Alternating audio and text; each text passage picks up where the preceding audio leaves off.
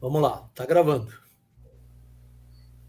Olá, nós estamos recebendo hoje o Dr. Nelson Mussolini, que é advogado e presidente executivo do Sindusfarma, uma pessoa com mais de 40 anos de experiência na indústria farmacêutica, e o que a gente poderia dizer também que ele é uma das grandes lideranças do mercado de saúde hoje no Brasil e vai participar do nosso evento no próximo dia 28, que é o Fórum sobre Sistemas de Saúde e Modelos de Pagamento Baseados em Valor. Mussolini, muito obrigado pela sua presença e eu faria logo a primeira pergunta.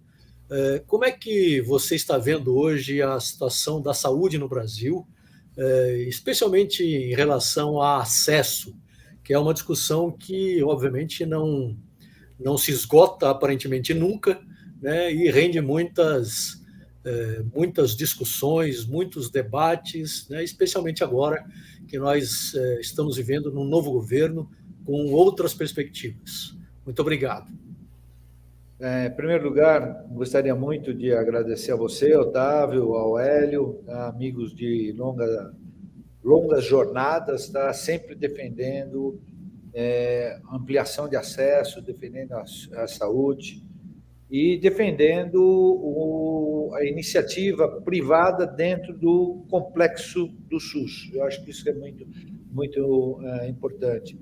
Eu tive discussões essa semana sobre essa separação de SUS, público-privado, privado e público. Eu acho que em saúde não pode haver essa separação, né? Com relação à sua pergunta, o acesso, ele se mostra no nosso país de uma forma relativamente boa, né? Se você olhar o nosso Sistema Único de Saúde, o que o nosso Sistema Único de Saúde fez durante a pandemia, né, no atendimento das pessoas, você vai falar, poxa vida, esse negócio funciona, tá? Temos críticas, centenas, mas temos que ter muitos elogios também, tá? A coisa funcionou durante a pandemia e em muitos lugares do mundo não funcionaram, tá? Na Itália não funcionou. No Canadá, que é exemplo de saúde, não funcionou, tá? Eu acho que o Brasil foi um dos poucos países que, apesar dos pesares de tudo que nós passamos nos últimos 4 anos, onde a ciência foi colocada um pouco ao lado das discussões no nosso país, nós conseguimos desenvolver um bom atendimento e dar um bom acesso à saúde. O grande problema que nós temos é que as coisas vão mudando, né, diariamente. Eu sempre uso o mesmo exemplo, Hélio. Quando eu nasci, a expectativa de vida do brasileiro era de 49 anos de idade. E graças ao desenvolvimento que a medicina teve, sempre acompanhada pela indústria farmacêutica, ou a indústria farmacêutica sempre acompanhada pela medicina, houve um casamento muito bom entre esses dois parceiros. Eu estou aqui falando hoje com 65 anos de idade, e 45 de indústria farmacêutica. Então, efetivamente, houve uma evolução da saúde, da expectativa de vida com a saúde. E aí começa a dar problemas, Otávio, no acesso, né? As pessoas morriam com 49, 50 anos de idade. Então, a minha avó, ela, quando alguém tinha Alzheimer, né, falava, ficou tantã, né? Tá? Tantã. Era isso que o velhinho ficava tantã. E eram poucos velhinhos que chegavam lá para ficar tantã. Muitos morriam de problemas de hipertensão arterial, como o meu avô, que morreu com menos de 70 anos de idade. O meu avô paterno. O meu avô materno morreu com 54 anos de idade. Então, quando a gente olha isso, a gente vê uma evolução. A minha mãe já morreu com 93 anos de idade. A gente sabe muito bem que o brasileiro que vai viver até os 100, 110 anos já nasceu. Isso a gente não tem a mínima dúvida que já aconteceu.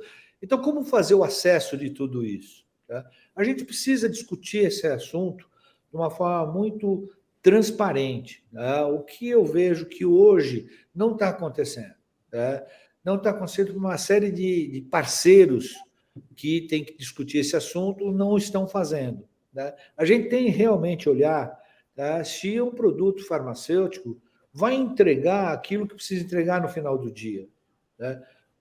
Ampliar a expectativa de vida, né? Ampliar a produtividade das pessoas. No passado, e vocês dois são muito jovens e não sabem disso, no passado tinha um negócio que ficou na caixa. O Hélio vai lembrar, porque ele viu isso no Discovery recentemente. O cara ficou na caixa. O que era ficar na caixa? O cara parou de trabalhar e está vivendo da Previdência. Ele deixou de ser contribuinte da Previdência e passou a ser um usuário da Previdência. Hoje, com a evolução da medicina e da indústria, esse cara ele volta a ser um contribuinte da Previdência e não só um mero usuário da Previdência. Então, isso tem que ser avaliado quando a gente fala em medicina, olhando valor, todos esses aspectos têm que ser muito pensados e muito bem trabalhados. E a gente está procurando fazer isso. Quer dentro da Conitec, com a aprovação de produtos de alta complexidade, já com alguns parâmetros, tá, de coparticipação, de corresponsabilidade, risk sharing, a gente está conseguindo desenvolver algumas coisas que eu não tenho a mínima dúvida que vai ser o futuro. Tá? O Estado precisa ter um pouco de previsibilidade. Eu sempre digo que no nosso negócio, né, previsibilidade e segurança jurídica são dois pilares fundamentais. Tá? E o terceiro pilar é acesso. Você não consegue fazer acesso sem previsibilidade e segurança jurídica, e o governo também não. Tá? Judicialização é um problema, Otávio, e a gente tem que ajudar a reduzir esse estresse que acontece. Sim. Mussolini, antes de passar a palavra para o Hélio, você chamou muito atenção aí para a questão da longevidade, né? Que há muito tempo atrás a gente vivia muito menos e hoje a população brasileira está vivendo muito mais, e isso graças ao SUS, com certeza, né? Depois da pandemia, a gente sabe que houve aí uma demanda reprimida, continua, né, na verdade, uma demanda reprimida importante, continua uma pressão sobre os dois sistemas, né, se a gente for separar o público do privado, ainda que você não goste muito dessa definição, mas, de qualquer maneira, os dois sistemas vão sofrer muito daqui para frente, mas especialmente no caso do SUS. Qual é a perspectiva que você vê em relação a como o Estado, né, o governo, vai atender a essa pressão do jeito que está, considerando outras coisas que não estavam nem sendo, digamos, contada, né, dentro da pandemia, como o aumento do câncer, o próprio envelhecimento da população e outras doenças como cardiovasculares e tudo mais? Então, eu não tenho, obviamente, eu não tenho uma bola de cristal para falar, olha, o caminho é esse, mas alguns caminhos a gente sabe que serão trilhados. Tá? Nós precisamos ter um controle melhor do uso da saúde no nosso país, principalmente do SUS. Tá? Tem exemplos e exemplos que a pessoa vai num posto de saúde ou numa UPA, faz um exame, recebe uma prescrição para uma tomografia, vai fazer a tomografia, não gosta do resultado, vai em outra e faz a mesma tomografia no prazo de 6 meses. Tá? Mamografia, se repete mamografia no Brasil, se você olhar o resto do mundo, você vai ficar abismado o que acontece no Brasil em termos de países muito mais desenvolvidos e países com condições de saúde muito melhores do que a nossa. Tá? Então, nós precisamos ter um sistema de informática muito, muito eficaz no nosso país. Eu preciso ter o meu prontuário eletrônico na mão de qualquer médico que vai me atender, quer do sistema público, quer do sistema privado. Isso é fundamental, porque você precisa melhorar a gestão. Tá? Sem melhoria de gestão, nós já vamos ter um problema. A outra questão, e eu não descarto, eu não sou daqueles que falam, tendo gestão está tudo resolvido. Não, tendo gestão a gente resolve uma pequena parte do problema. Nós precisamos ampliar o financiamento da saúde. Sem dúvida nenhuma, isso precisa ser ampliado. Quer com participação privada, quer sem participação privada, o governo tem que olhar a saúde de uma forma muito mais coerente. Eu discuti muito com governos passados de que você tendo uma população saudável, você amplia a arrecadação de imposto de renda. É aquela história que eu falei lá atrás, né? O cara sai da caixa e passa a ser contribuinte. Tá? Ele compra um carro, ele paga imposto, ele vai no restaurante, ele paga imposto, ele compra uma roupa, ele paga imposto, ele pega um ônibus, ele paga imposto. Ou seja, se você dá saúde para a população, você arrecada mais. Né? E isso torna-se um ciclo virtuoso. Né? A outra coisa, isso outro dia eu vi, nós temos no Brasil, não o Ministério da Saúde, mas o Ministério da Doença. Né? E a gente tem que mudar essa realidade. Eu vi isso dentro do Conselho Nacional de Saúde, me chamou a atenção no primeiro momento, falei, esse cara é louco, depois eu fui para casa, né? Eu fui para o hotel em Brasília, e Otávio, você conhece, vai para o hotel em Brasília e fica pensando no nada, né? Eu estava lá pensando, falei, não, esse cara tem razão. A gente só discute como tratar a doença, a gente não discute como fazer saúde, a gente tem que começar a discutir como fazer saúde. Eu trabalhei numa empresa que tinha um programa de saúde, tinha um grande produto para hipertensão arterial, mas mandava uma cartilha para os médicos falando, olha, eventualmente, se o seu paciente se alimentar melhor, fazer um exercício, ele vai precisar menos produto para a hipertensão arterial dele. E aí alguns falam, mas isso é contra os interesses da indústria. Não, a indústria quer vender saúde. Aquele negócio que eu brinco sempre, que a gente fabrica saúde em caixinha. Né? A gente quer pegar esse dinheiro que a gente gasta com hipertensão arterial e cuidar de doenças raras, tá? E cuidar do câncer, tá? Doenças que vão ser prevalentes daqui a pouco pelo estilo de vida que a gente leva. Então, a gente precisa olhar um pouco mais para a saúde, tá? E com isso a gente consegue fortalecer o Sistema Único de Saúde. Instrumentos de controle, e a informática é um deles, tá? Muito forte, e também passar a pregar saúde no nosso país. Tá? Em vez de tomar um antihipertensivo, faça meia hora de caminhada por dia, não se alimente mal, que você não vai precisar desse antihipertensivo de uma forma generalizada. Óbvio que em alguns casos vão precisar, e é para isso que a gente está aqui, para fazer a vida melhor das pessoas, e que todos paguem imposto. Hélio.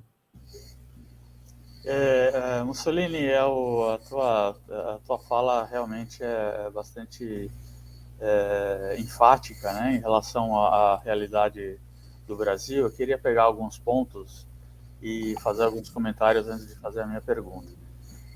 Realmente a longevidade tem aumentado aqui no Brasil, não só no Brasil, mas no resto do mundo. Mas não só isso, o acesso à informação tem aumentado. E isso faz com que o paciente tenha a ambição de ter sua saúde melhor tratada. Ele está disposto a ter hábitos mais saudáveis, mas ele também gostaria que ele tivesse acesso ao que o determinismo tecnológico tem oferecido em relação à saúde. O outro ponto, em relação também nessa evolução tecnológica, a gente avalia que a gente a gente tem dados, muitos dados existem, mas existe uma falta de confiança no compartilhamento desses dados. Porque eu lembro que quando eu trabalhava na indústria farmacêutica, até pouco tempo atrás, a gente conversava com o governo, com o sistema privado, e a gente mostrava dados para justificar as nossas teses. Mas as pessoas chegavam e falavam, eu não acredito nesses dados. Bom, mas esses dados estão publicados, são dados comprovados. Não, eu não acredito, eu preciso de dados mais confiáveis. Eles têm razão, eles precisam de dados mais confiáveis. Mas quais são esses dados? Esses dados, muitas vezes, eles não são compartilhados para que as duas partes, pagadores e provedores, possam chegar num acordo onde ambos fiquem satisfeitos. Então, isso daqui também vai ser uma das questões da nossa discussão no fórum, no dia 28, que é, primeiro, a falta de diálogo e confiança. Segundo, a falta de predisposição de compartilhamento de dados. E também, eu não posso deixar de dizer que os dados também poderiam ser melhores do que eles estão sendo apresentados. Então, nesse sentido, você vislumbra uma melhoria nesse cenário, ou você acha que a gente ainda tem um longo caminho pela frente para andar nesse sentido? Então, Hélio, eu tenho algumas preocupações muito em linha daquilo que você falou, e ainda hoje eu pedi para o meu pessoal tentar caçar alguns dados. Tá? O dado que eu tenho não pode ser considerado como correto e ele deve ser muito defasado. Tá? Mas eu vou te colocar uma coisa que correu muito na mídia no passado, de que o gasto das operadoras de saúde com medicamentos chega a 10%. Né? Mas você só ouve as operadoras de saúde reclamando do preço de medicamento. Então, se a gente pudesse ter a abertura desses dados, tá? Não é 10, é 15, não é 15, é 55, não é 55, é 98, a gente poderia ter dados melhores. Eu já ouvi, né, dos meus parceiros falar o seguinte: não, mas se você pegar o produto de célula CAR-T ou terapia gênica, um produto quebra uma operadora de saúde. Tem razão, mas será que quebra todas as operadoras de saúde? Será que a gente não poderia ter um tratamento melhor disso tudo? Né? Mas a grande questão é o seguinte: eventualmente, né, toda essa transparência pode gerar problemas para vários lados.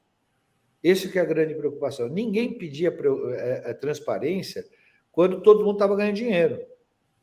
Agora que tem uns com problema, os que não estão com problema não querem transparência. E aí a gente começa a ter este embate. Né? Por falta de... Nós vamos ser obrigados, sem dúvida nenhuma, a sentar e resolver esses problemas. Porque no final do dia, nós somos interdependentes. Ninguém vai conseguir fazer saúde se não tivermos as operadoras, se nós não tivermos o SUS, se nós não tivermos a indústria farmacêutica. Eu acho gozado quando o governo fala assim: não, porque nós vamos fazer 70% dos insumos farmacêuticos lá na Fiocruz. Desculpa, né? A gente sabe que eu que sou um pouco mais experiente na indústria farmacêutica, sei que isso não vai acontecer, não vai fazer nem 5% do que nós precisamos. Né? Então, mas para tudo isso precisaria dados, informações, as informações abertas. Mas assim, nós temos as nossas e nós guardamos, apesar que as informações da indústria farmacêutica elas são mais públicas do que qualquer outra, né? Porque nós temos institutos como o IQVIA, Close-Up, nós temos várias auditorias por aí, e quem quiser tem acesso a esses dados, quer comprando ou quer pesquisando hoje no Dr. Google, e de repente vira, não, a indústria farmacêutica é vilã. Eu vou te contar um fato.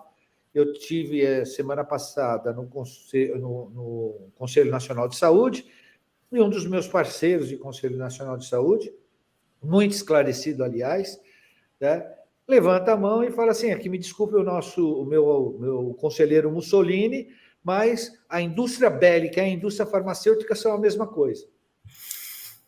Depois disso, Hélio, eu vou falar o quê?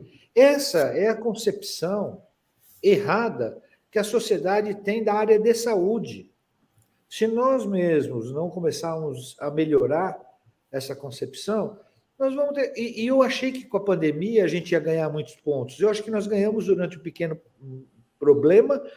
pequeno período, e depois está começando a se esvaziar outra vez. Tá? A indústria farmacêutica é comparada ao vilão. Na minha casa, né, os meus filhos, eu acho que o Otávio já ouviu isso, meus filhos falam que eu sou defensor dos frascos e comprimidos. Tá? Mas da próxima vez, quando eu tiver que conversar com o criador, falar: olha, eu quero voltar, não tem problema nenhum voltar, mas eu quero trabalhar na indústria bélica, cara. Porque lá os caras matam gente e ninguém reclama. Aqui a gente salva vidas e a gente é visto como vilão. Né? Hoje eu estava numa reunião e eu falei isso muito claro: nós não podemos ter vergonha de falar que nós ganhamos dinheiro. A indústria farmacêutica ganha dinheiro, sim, senhor.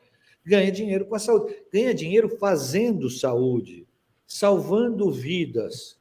Tá? Nós ganhamos dinheiro. Só que o risco que a gente corre, Hélio, e você é um pesquisador, você sabe disso, é muito grande. Quantas pesquisas não é que morre na praia, não chega na praia. morre no meio do oceano, com bilhões e bilhões de reais investidos. Nós tivemos um caso, e esse caso tem que ser repetido sempre, de uma empresa americana que tinha um anti-inflamatório extremamente valioso, tá? Que começou a demonstrar efeitos colaterais e essa empresa resolveu retirar o produto do mercado. Meia hora depois do anúncio da empresa, na Bolsa Americana, a empresa que valia 150 bilhões de dólares, passou a valer 75 bilhões de dólares. Se perdeu metade da empresa por causa de um produto e de uma notícia. Tá? O mundo está cada vez mais veloz nesse tipo de coisa. Isso aconteceu quando o Instagram, o Facebook, as mídias sociais não eram tão fortes. Hoje, eu não tenho a mínima dúvida que se uma empresa do nosso ramo aqui tiver um produto que é líder de mercado, tiver que anunciar isso, a empresa perde muito mais em muito menos tempo. Hoje, quando deveria ser o contrário, né, o Mussolini? Quando deveria ser o contrário. Porque, no final das contas, isso é transparência. Né? Isso é transparência, isso é ética. Né? Então, hoje, e a gente está vivendo isso, tem pessoas da área de saúde mandando vídeos sobre uma minissérie que está correndo na Netflix sobre o Império da Dor. Né? Aquilo que está ali não é a indústria farmacêutica. Aquilo que está ali são as exceções que mostram que a regra é o contrário. Era uma exceção que mostrou que a regra é totalmente ao contrário. E tem gente do nosso setor, do setor de saúde no Brasil, mostrando aquilo e falando, olha o que é a indústria farmacêutica no mundo, no Brasil. Não, aquilo não aconteceu, nós não temos opioides no nosso país, nós não entramos nessa seara. Então, assim, a informação é extremamente boa, é extremamente válida, mas ela tem que ser muito bem utilizada. E eu tenho muita preocupação com isso. Acho que os sistemas têm que melhorar, Hélio, para a gente amplificar a saúde. Eu não tenho a mínima dúvida que eu não vou assistir isso, eu tenho certeza disso, mas dos meus filhos e netos, é que nós vamos ter uma saúde mais justa. Tá? Ela vai ser cara, não tenho a mínima dúvida, mas eventualmente um número menor de pessoas, porque a gente vai conseguir fazer saúde para todos. Na hora que você fizer saúde para todos, eventualmente você vai gastar mais, mas um número menor de pessoas. Mussolini, eu compartilho a mesma opinião que você. Eu hoje recebi um vídeo da Shell falando o quanto ela está investindo em energia que seja carbono negativa. E esse vídeo está fazendo o maior sucesso, né? Todos nós conhecemos o quanto a indústria petrolífera prejudicou o meio ambiente, mas está todo mundo batendo palma, mas os culpados sempre são a indústria farmacêutica. Inclusive, essa série que você mencionou, a gente assistiu aqui em casa, e a minha esposa, no final da série, ela olhou para mim e falou, espero que você não tenha se metido nisso. Falei, pelo amor de Deus, você não sabe o que eu fiz na minha vida toda? O que você está falando? Mas, de qualquer forma, é assim mesmo. Realmente, a indústria farmacêutica talvez tenha trabalhado pouco a sua própria imagem e deixou a imagem na mão de pessoas que... Mas você sabe, Hélio, qual é o grande problema que nós tivemos? Nós sempre conversamos com os médicos só. Nós nunca, aliás, até por legislações duras em alguns países, como é o caso do Brasil, nós nunca pudemos conversar direto com o consumidor. Tá? Então, nós sempre conversamos direto com os médicos. Então, nós aprendemos a falar a linguagem do médico dentro de um universo muito pequeno. Né? Então, eu me esforço aqui muito em publicar artigos para a população em geral, tá tomando muito cuidado para não ser chamado de antiético, mas mostrando a importância da indústria farmacêutica. Eu não faço propaganda do produto A ou do produto B, mas mostrando a importância da indústria farmacêutica. Como é importante a gente ter transparência de dados, transparência de informações, tá? O quão preocupada a indústria hoje dentro dos seus códigos de conduta, O Sindusfarma tem um código de conduta. Se algum dos nossos associados recebe uma denúncia, mesmo que falsa, né, eu vou apurar, o nosso time sai apurando, tem compliance. Todas as empresas farmacêuticas hoje do Brasil têm um compliance duro, né, porque a gente está preocupado com a nossa imagem. Mas para quem a gente fala isso? A gente fala isso dentro dos nossos congressos, né? Eu tenho um amigo que fala assim, vocês deviam fazer o Farmetec, Farmepop, Farmetec. Tá? Não, eu peguei isso e falei, não, eu acho que esse cara tem razão. Se o agro é pop e o agro é tech, por que o farma não é pop, não é tech? A gente, assim como o agro, salva vidas. O agro alimenta, a gente tira gente de hospital. Pô, vamos tentar fazer alguma coisa. E aí eu contatei 2 grandes publicitários brasileiros. Né? E sabe o que eles me falaram? Mussolini, não faça. Você vai gastar um monte de dinheiro e no final do dia você vai ter mais haters do que lovers. Então, não faça. Tá? Por quê? Porque todo mundo acha gostoso comprar 1 litro de pinga que vem do agro, mas ninguém acha gostoso comprar um ácido acetil salicílico para cuidar da dor de cabeça do litro de pinga do dia posterior. Infelizmente, é isso que acontece. Eu sempre uso uma figura que é muito clara. Você vai no supermercado de sábado de manhã, você vai ver muita criança no supermercado. Você vai numa farmácia de sábado de manhã, você não vê criança na farmácia. Ninguém compra medicamento feliz, a não ser... Tá? E aí o Viagra nos ajuda. Aí fiz uma propaganda. Os produtos para disfunção erétil nos ajudam um pouco. É o único produto que a pessoa entra na farmácia e sai com uma expectativa boa de alguma coisa prazerosa.